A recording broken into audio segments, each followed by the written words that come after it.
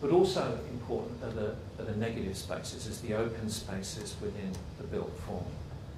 One of the great challenges in an art gallery is orientation, is people moving through these spaces and getting relief from the intensity of looking at artwork to then a connection with the outside, with light and with view. And so we developed two main atrium spaces that were as much about the design of the gallery as they were about the connections back out to the city.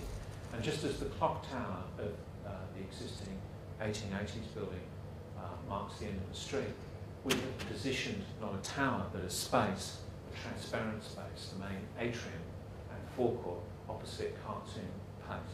So it sits at the end like a public building should, in a very welcoming gesture of invitation to the city, but also has a transparent quality so that you look through and you sense the park beyond. And its complement is this south atrium here, which forms a more intimate and discrete relationship to the park. So these are some of our very early studies that I'm showing you, which position these two atriums with these strong connections to the city and the park, and to the park, and are related quite directly to the geometry of the existing building. So we were also, this is one of our early studies, thinking about the material quality of the building. The materials that we make this building out of can create a very strong connection to this site in particular, and this is one of our early studies of those materials. So if we look a little bit more strategically then at this sense of connection with the park and the city, you can see this is the zone of particular influence that this building will have. And part of the brief for this project was to create a 21st century gallery, not a gallery that's hidden behind quite solid walls, but one that's very open, very engaging, with boundaries blurred, where you can move around the park and around the city and engage with the artworks directly, and where we use a great deal of glass, a great deal of transparency. Now there's a lot of great technical challenges that go along with making a gallery like that, but to create a gallery like that is a very exciting thing for a city, and quite an unusual thing to have such an open and inviting space. So the way in which the gallery spaces connect to the park became very important.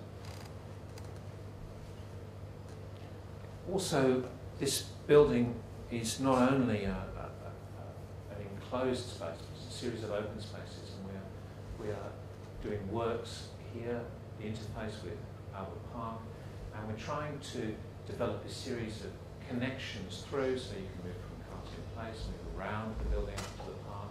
We connect into the various pathways that already exist, and then we enhance the park so that these spaces actually add to the landscape quality of the park, and that everyone's experience of Albert Park will be enhanced through this development. That's one of our key objectives. So what becomes crucial then is the way in which this building opens out and interfaces with the park, the way it creates a forecourt here for people to gather and meet, opening off Kitchener Street related to Cartoon Place, the way in which there's a life and an active front to this building so that you can sense pedestrian activity, people moving around the gallery, but also people in the cafe, and people in the cafe can enjoy the views, and that we increase the safety of the park through this sense of overlooking and transparency.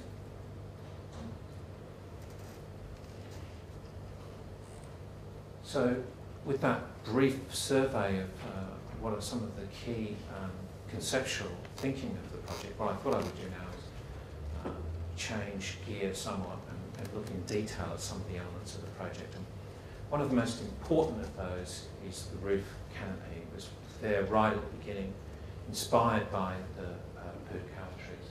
And here at present in this sketch, I thought I would talk a little bit about these elements in detail.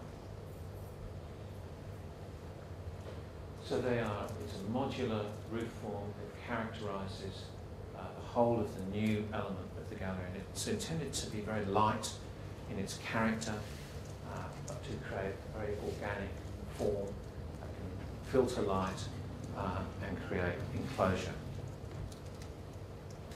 So it takes this quite figural form of a profiled stem or trunk, and then this series of double curves in timber that support each of these roof modules.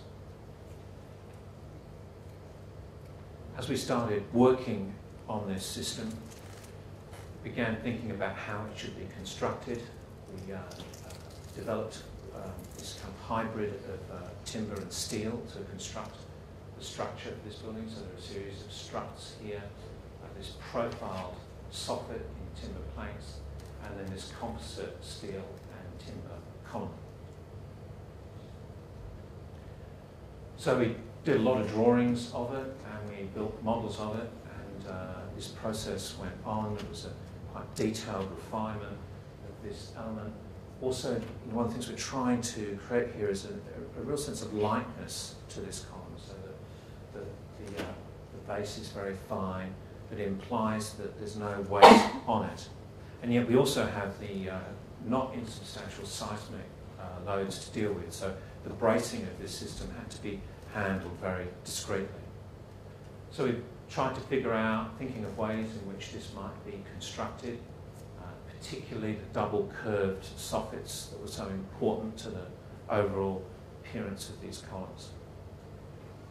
And this shows one of our studies which show the cross bracing, which gives us the lateral resistance for seismic forces, which means that there's no moment in the columns, there's no bending in the columns, almost minimal, they're just propped, which allows us to have a very, very fine column, which implies that there's very little load on this column, so it gives this sense of lightness.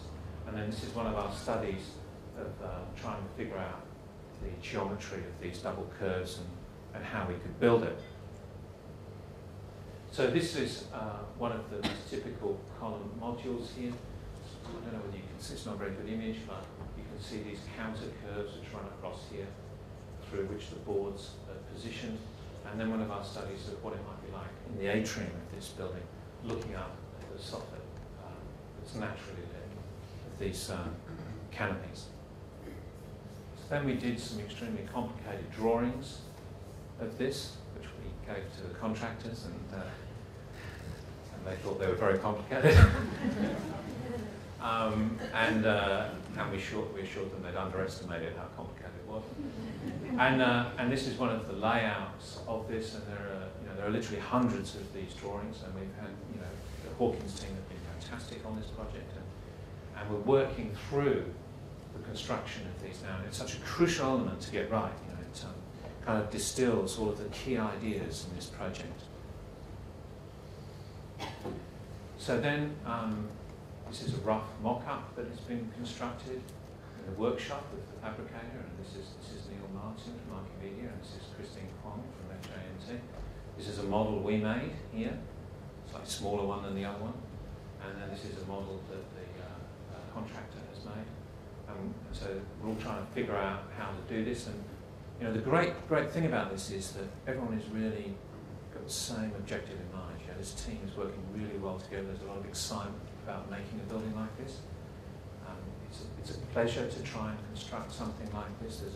And it's a sense of the craft of architecture which is often lost. And, so it's truly a rewarding thing to work on. So this is the cowrie which has been laid out, and looking at different finishes on that in the shop. This is one of the curves that you can see through here.